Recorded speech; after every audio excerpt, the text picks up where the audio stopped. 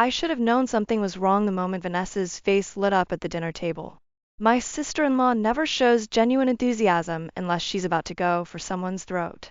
My name is Harper, and until last night, I thought I had finally reached a point where I could sit through a family dinner without feeling like my heart was being ripped out. It's been 14 months since we lost Oliver, my 8-year-old son, and while the pain never really goes away, I'd learned to carry it differently. I've been thinking, Vanessa announced, swirling her wine glass with perfectly manicured fingers, about Oliver's college fund. The table went silent. My husband Ethan's fork froze halfway to his mouth. Even his parents, Charles and Linda, stopped eating their roast beef to stare at Vanessa. Since Alex is heading to college next year, she continued, her voice dripping with what she probably thought was compassion, and the money is just sitting there. I felt the room tilt sideways.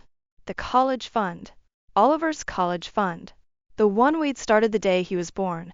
The one that still had his crayon-drawn Harvard application stuck to its folder. The one I couldn't bring myself to close because it felt like admitting he'd never need it. Vanessa, Ethan warned, his hand finding mine under the table. I'm just being practical, she pressed on, ignoring the warning signs. Alex has his heart set on Yale, and with Greg's music career being what it is. She shot an accusatory glance at her husband, who suddenly seemed very interested in his mashed potatoes. Linda cleared her throat. Perhaps this isn't the best time. When is the best time? Vanessa's voice took on that familiar edge, the one that always preceded her most devastating blows. It's been over a year. We need to be realistic about these things. I stood up so quickly my chair scraped against the hardwood floor. Excuse me, I managed to say, though my throat felt like it was closing up.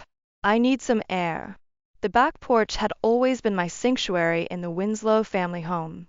It's where I used to sit with Oliver during these weekly dinners, making up stories about the constellations. He'd always insisted that the Big Dipper was actually a giant robot arm reaching down to scoop up star soup. The door creaked open behind me. Harper. It was Ethan. I'm so sorry. I had no idea she would. Don't. I wrapped my arms around myself, fighting against the autumn chill. Just don't make excuses for her. Not this time. He stepped closer, and I could feel his internal struggle, the architect in him always trying to fix things, to make broken pieces fit together again. She's not thinking clearly. With Alex's college applications and their financial situation, our son's memory isn't her personal piggy bank, I snapped, finally turning to face him. In the dim porch light, I could see the pain in his eyes matching my own. And, you know what makes it worse? She's not even doing this for Alex. She's doing it because she can't stand that we had something she couldn't touch. Inside, I could hear Vanessa's voice rising, probably defending herself to Linda and Charles. Through the window, I caught a glimpse of Greg slipping out the front door, likely heading for his usual cigarette escape. I want to leave, I said quietly. Now. Ethan nodded, but before we could move, Vanessa's voice carried through the open window. It's not healthy, the way they're holding on to everything. Oliver wouldn't have wanted. Something snapped inside me. The grief I'd been carefully managing for 14 months transformed into something else entirely. Something darker. Something that whispered that maybe it was time Vanessa learned what it felt like to lose something precious. I turned to Ethan, my voice steady despite the storm brewing inside. Your sister just made a terrible mistake. He must have seen something change in my expression because he took a step back. Harper. But I was already walking back inside, my mind racing with possibilities. Vanessa had always been so proud of her perfect life, her perfect image. Perhaps it was time someone showed everyone what lay beneath that carefully constructed facade. After all, she'd just given me permission to be practical about family matters. The morning after the dinner disaster, I found myself sitting in my classroom, staring at 30 blank journals I'd bought for my creative writing students. Usually, these empty pages filled me with possibility. Today, they just reminded me of all the stories Oliver would never write. My phone buzzed. Another message from Ethan. Mom wants to host a makeup dinner this weekend. Says we need to clear the air. I switched off my phone without responding. Clear the air? The air was perfectly clear. Vanessa had shown exactly who she was, and no amount of Linda's famous pot roast was going to fix that. A knock at my classroom door startled me. Greg, of all people, stood there, looking as out of place in a high school as his vintage band t-shirt suggested. Harper? Got a minute? I gestured to an empty student desk, watching as he folded his lanky frame into it. Greg had always been the family outlier, the struggling musician who'd somehow caught the attention of status-obsessed Vanessa. Look, he started, running a hand through his graying hair. About last night. If Vanessa sent you. She doesn't know I'm here. He shifted uncomfortably. Actually, she doesn't know a lot of things these days. Something in his tone made me pause. What do you mean? The Yale thing. Greg leaned forward, lowering his voice. It's not just about Alex's future. Vanessa's been, well, let's just say her real estate commission checks aren't matching the lifestyle she's broadcasting on social media. The revelation hit me like a splash of cold water. She's in financial trouble? Remember that luxury condo listing she was bragging about last month? It fell through. Third big deal this year to collapse. He glanced at the door, as if expecting Vanessa to materialize. But she already put down deposits on Alex's prep courses, college consultants, the works. Using money we don't have. I thought about Vanessa's designer outfits, her new car, the lavish Sweet 16 party she was planning for Alex, all while eyeing Oliver's college fund like a vulture. Why are you telling me this? Greg's face darkened. Because last night wasn't about helping Alex. It was about saving face. And I'm tired of watching her tear people down to build herself up. Before I could respond, my phone lit up with a text from Linda. Family meeting.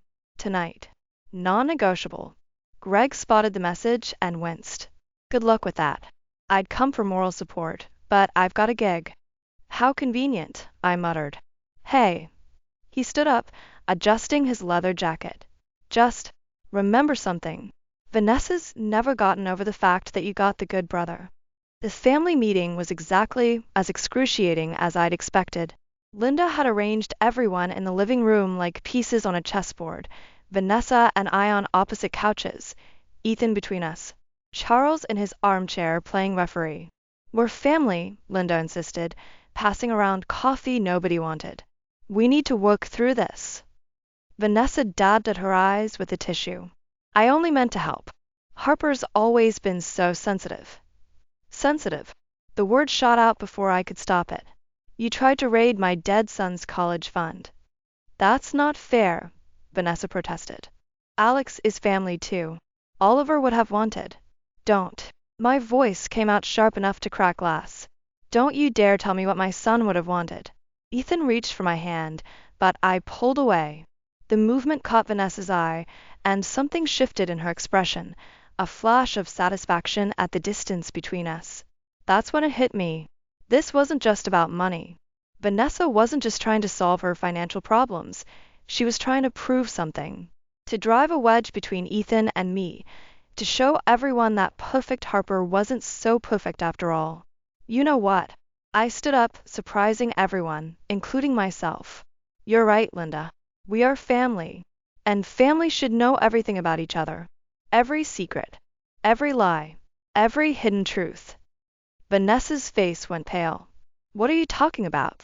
I smiled, thinking of Greg's visit. Why don't we start with your real estate business, Vanessa? I hear things aren't quite as successful as you've been claiming. The room went silent. In that moment, looking at Vanessa's stricken face, I realized something else. This wasn't going to end with just one family meeting. This was war. You need to see this. Melissa slid her laptop across the coffee shop table, her lawyer face firmly in place. I'd known her since college, and that expression usually preceded bad news. The screen showed a series of bank statements. Not mine, Vanessa's. How did you? Greg came to my office yesterday, Melissa cut in, stirring her untouched latte. He's thinking about divorce. Wanted to know his options. These records are interesting. I scrolled through the transactions, each one making my stomach twist tighter. Designer clothes, spa treatments, expensive restaurants. But what caught my eye were the regular transfers to an account labeled Alex's Future. That's their college fund, I murmured. Was their college fund? Melissa tapped the screen. Look at the withdrawals. The numbers told a story that made me feel sick. Vanessa hadn't just been dipping into Alex's college fund, she'd nearly drained it, all while eyeing Oliver's money like it was her personal backup plan. There's more, Melissa said quietly. Remember that charity fundraiser she organized last spring? The one for children's cancer research. My head snapped up. The one she dedicated to Oliver? Melissa's silence was answer enough. I remembered how Vanessa had stood at the podium, tears in her eyes, talking about her beloved nephew and the importance of supporting pediatric cancer research. The event had raised over $50,000. The charity never received the full amount, Melissa said. Only about $10,000 made it to the foundation. The rest disappeared into Vanessa's accounts. I finished feeling numb. My phone buzzed, Ethan asking where I was. We were supposed to meet his parents for lunch. I ignored it. Harper. Melissa reached across the table, closing the laptop. What are you going to do with this information? Before I could answer, someone called my name. I looked up to see Alex, Vanessa's son, approaching our table. At 16, he was all gangly limbs and uncertain smiles, so different from his mother's calculated perfection. Aunt Harper? Mom said you weren't feeling well, but I saw you through the window. He shifted awkwardly. I actually wanted to talk to you about something. Melissa gathered her things, squeezing my shoulder as she left. Alex took her seat, fiddling with a paper napkin. It's about the college fund thing, he said finally. Mom keeps talking about Yale, but I don't want to go there. I blinked. You don't. I want to study music production. Maybe go to Berkeley. He smiled slightly. Like Dad. Mom says it's a waste of money, that I need a real degree from a real school. But it's your life, I finished softly, thinking of Oliver's crayon-drawn Harvard application. He'd wanted to be an astronaut that week. Yeah. Alex looked down. I found some paperwork in Mom's office. About my college fund. There's hardly anything left, is there? The hurt in his voice made my chest ache. Alex. It's okay. I kind of knew. The way she's been acting, the fights with Dad. He straightened up suddenly. That's why I wanted to talk to you. Could you maybe not tell anyone? About Yale? Mom's already stressed about money, and if people found out. I stared at him. This kid trying to protect the mother who'd betrayed him. The mother who'd used my dead son's memory to cover up her own lies. My phone buzzed again. This time it was Linda. Where are you? Vanessa has big news to share. Something cold settled in my stomach. I could picture it already. Vanessa announcing Alex's acceptance to Yale, using it to distract from her financial troubles, pushing her son into a life he didn't want just to maintain her perfect image. I have to go, I told Alex, standing up. But we'll talk more about this, okay? He nodded, relief evident on his face. As I walked out, I made a decision. This wasn't just about Oliver anymore, or even about me. It was about stopping Vanessa before she destroyed more lives with her lies. I pulled out my phone and called Ethan. We need to talk, I said when he answered. About your sister. And this time, you're going to have to choose a side. The box of Oliver's things sat untouched in our bedroom closet for 14 months. But after showing Ethan the bank statements and explaining everything I'd learned, I found myself pulling it out while he paced our room, processing the revelations about his sister. We can't just expose her, he said, running his hands through his hair. Think about Alex. I lifted Oliver's favorite dinosaur t-shirt from the box, the fabric still soft despite countless washes.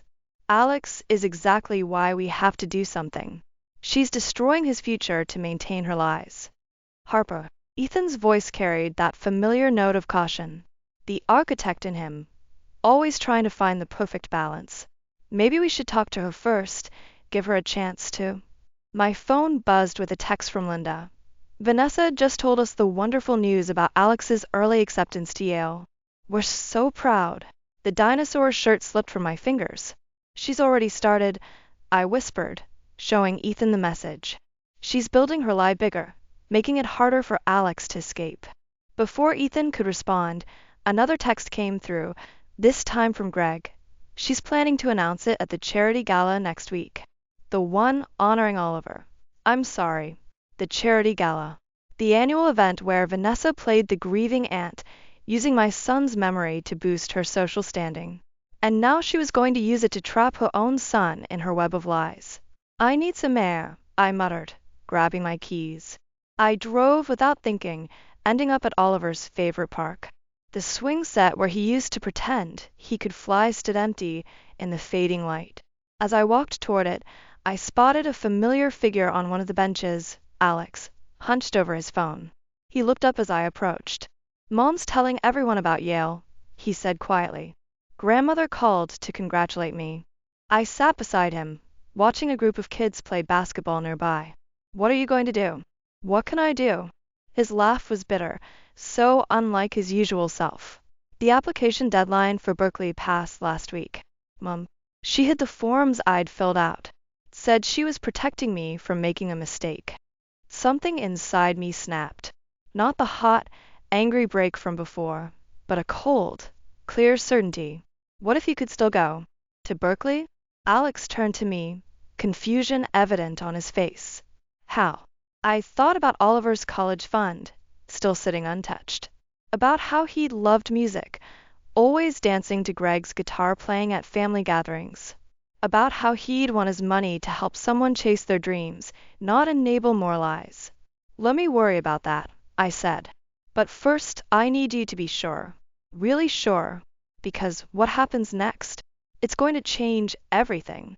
My phone buzzed again, Ethan calling. I ignored it. I'm sure, Alex said firmly. I'm tired of pretending to be who she wants me to be. When I got home, Ethan was waiting with an expression I'd never seen before. Vanessa called, he said. She knows you were talking to Alex. She's threatening to sell Oliver's story to that true crime podcast that's been contacting us. Says if we expose her finances, she'll tell everyone her version of what happened that day at the pool. The world tilted sideways. Nobody in the family talked about that day, about how Vanessa had been watching Oliver while I was at a writing conference, about how she'd been too busy on her phone to notice him slip away. She wouldn't. I breathed, but I knew better. Vanessa would burn everything down to protect her image. Ethan reached for me, but I stepped back.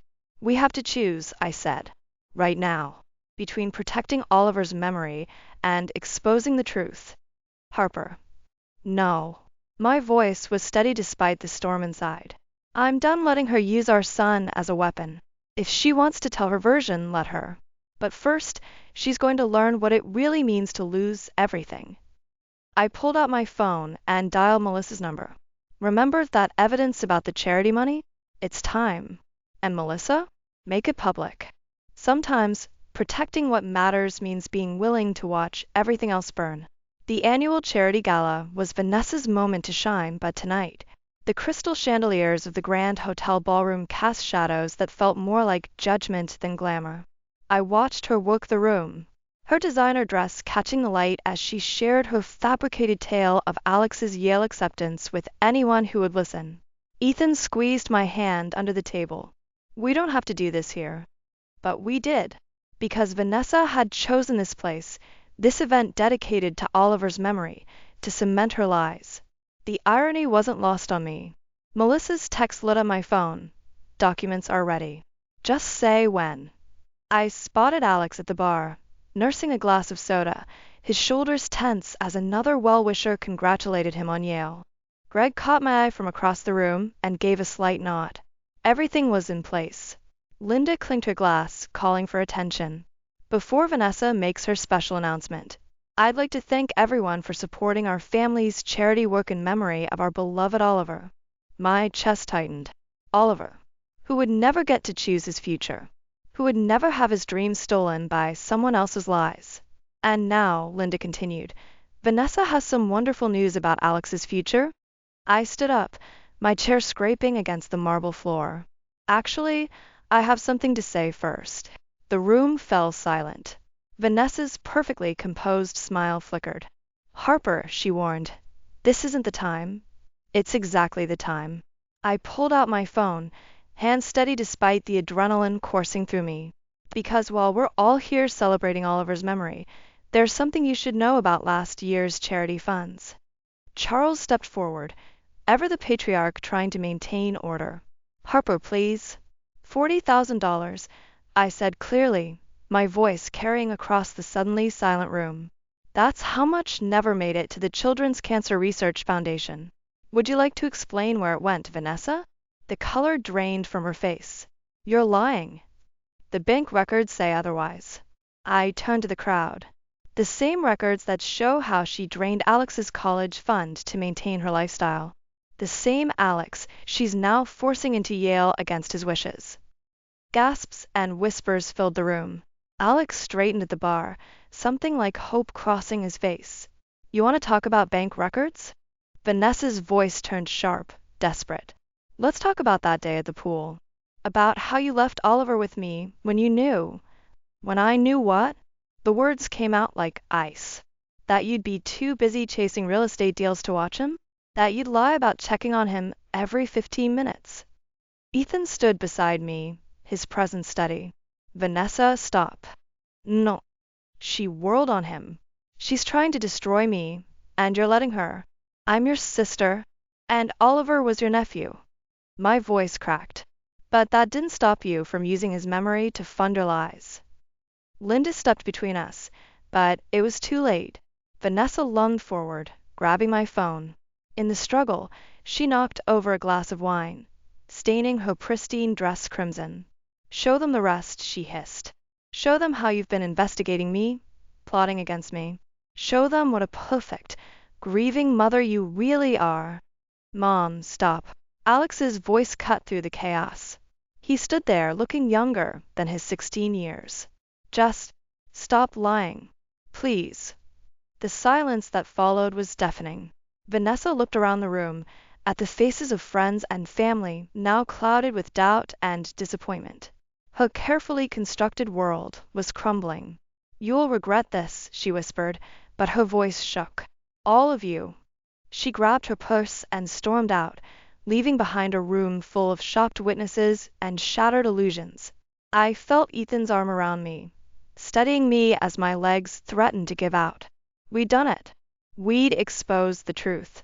But as I looked at Alex's lost expression, at Linda's tears, at Charles's rigid disappointment, I wondered, at what cost? Greg approached, holding out a folded paper. Found this in Vanessa's office while she was getting ready. It's from Oliver's last day. Maybe you should read it. My hands trembled as I took it, recognizing my son's messy handwriting. Sometimes victory feels a lot like loss. The morning after the gala, I found Oliver's memorial garden destroyed. His favorite blue hydrangeas torn from the earth, the small stone bench overturned, and the plaque with his name spray-painted black. But what broke me wasn't the destruction. It was the Yale acceptance letter left in the middle of it all. Alex's name crossed out and replaced with Oliver's. I stood there, still in my pajamas, as morning dew soaked through my slippers. Ethan came running out when he heard my scream. I'll call the police, he said, already dialing. Don't. My voice sounded hollow, even to me. We both know who did this. His hand dropped. Harper. She won. The words tasted like ash. Is that what you want to hear, Vanessa? You won. I shouted at the empty street, not caring who heard. Ethan tried to pull me inside, but I shrugged him off. I started picking up the scattered plants, my hands trembling. These flowers were the same shade as Oliver's eyes. He used to say they looked like little pieces of sky falling to earth. My phone buzzed, Linda calling again. I'd been ignoring the family's messages since last night, but this time I answered. Have you seen the news? Her voice shook. I hadn't. I'd been too focused on the garden. But when I opened my laptop, there it was. Local charity fraud scandal claims unexpected victim. The article detailed how Alex, distraught over the revelations about his mother and college fund, had attempted to run away last night. He'd been found at the bus station, hypothermic and scared. He's asking for you, Linda said quietly. I closed the laptop. I can't, Harper. I did this. The words came out choked. I was so focused on justice, on protecting Oliver's memory, that I hurt another child instead. The doorbell rang. Through the window, I saw Greg standing there, looking worse than I felt. Ethan let him in while I stayed rooted to the couch, still clutching my phone. Alex told me everything, Greg said, sitting heavily across from me. About the music school. About how he was afraid to tell anyone what he really wanted. He pulled out a folded paper, Oliver's letter from the gala. Have you read it yet? I shook my head. I couldn't bring myself to open it last night. You should. He stood up, looking older than his 40 years. And Harper? Vanessa's gone. Took everything from our accounts and disappeared. She left a note saying she's going to make sure everyone knows the truth about that day at the pool. My stomach lurched. Greg, Save it.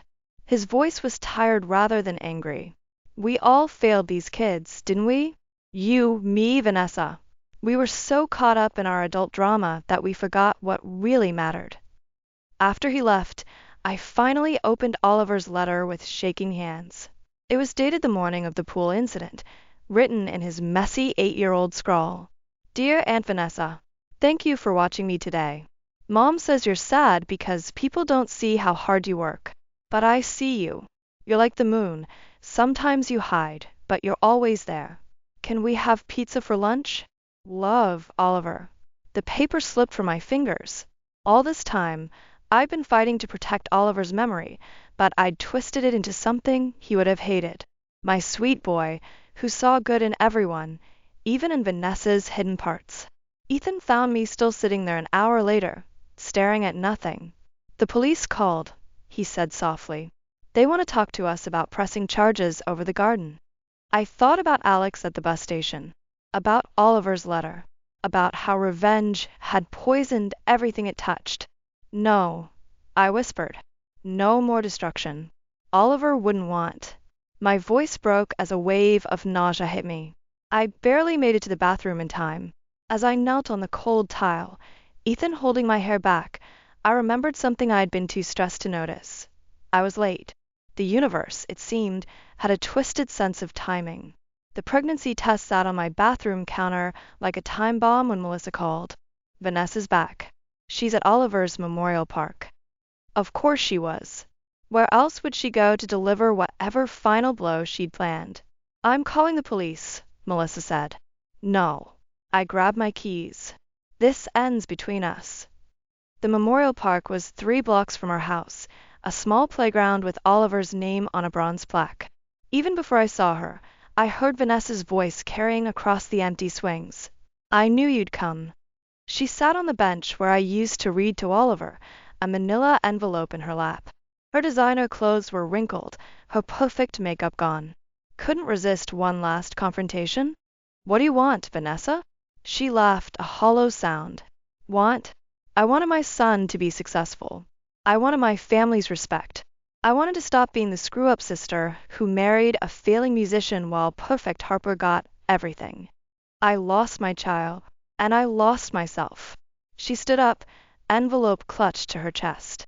Every day, watching you and Ethan, seeing how everyone rallied around her grief while She swallowed hard. Do you know what it's like, being the one who survived that day? The one everyone blamed. Never blamed. You didn't have to. It was in every look, every conversation. Poor Harper, lost her son. While I was just the careless aunt who checked her phone instead of watching him. The playground felt smaller suddenly, the weight of unspoken words pressing in.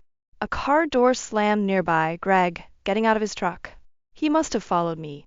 I have proof, Vanessa continued, pulling papers from the envelope. Phone records from that day. Texts from you, asking me to watch him, even though you knew I had an important client meeting. You are just as responsible. Stop. Greg's voice cut through her words. Just stop, Vanessa. She whirled on him. You don't understand. I need them to know. That you're hurting? I stepped closer. We know. We've always known. But this isn't about Oliver anymore, is it? Everything is about Oliver. She threw the papers, letting them scatter in the wind. He saw me, really saw me. That stupid letter. He was the only one who ever. Her voice broke. Greg moved toward her, but she backed away. I can't give you absolution, Vanessa, I said quietly, but I can give you this. I pulled out the pregnancy test from my pocket. I'm carrying your niece or nephew, and I need to know, does this child get an aunt, or does it get another war? The silence stretched between us, broken only by the creaking of empty swings. I found Alex's Berkeley application, Greg said softly. The one you hid. He's got real talent, Vanessa. Like me. Is that what scared you? Vanessa's shoulders slumped. For the first time since Oliver's death, I saw her. Really saw her. Not the perfect sister-in-law, not the vengeful antagonist, but someone as broken as I was, just wearing different scars. I don't know how to be anything else, she whispered. Then learn. I touched my stomach. For this baby, for Alex, for Oliver, who saw the good in you even when you couldn't see it yourself. She looked at the scattered papers, at Greg's extended hand, at my still flat belly. Something shifted in her expression, not surrender, exactly, but exhaustion. The kind that comes before healing can begin. Alex wants to study music production, she said finally, her voice small. I know. I stepped closer. Oliver's college fund. It should go to someone who'll use it to create something beautiful.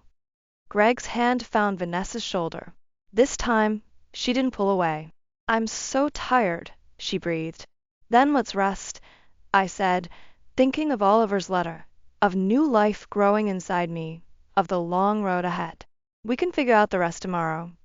The sun was setting behind the playground equipment, casting long shadows that looked almost like children playing. Somewhere, I hoped, Oliver was watching. And maybe, just maybe, he was smiling. 6 months later, I stood in Oliver's restored memorial garden, my growing belly visible beneath my sweater. The hydrangeas were blooming again, tiny blue stars against the spring soil. Alex sat cross-legged nearby, strumming Greg's old guitar while recording ideas for his Berkeley application. That sounds beautiful, I said, recognizing hints of the lullaby I used to sing to Oliver.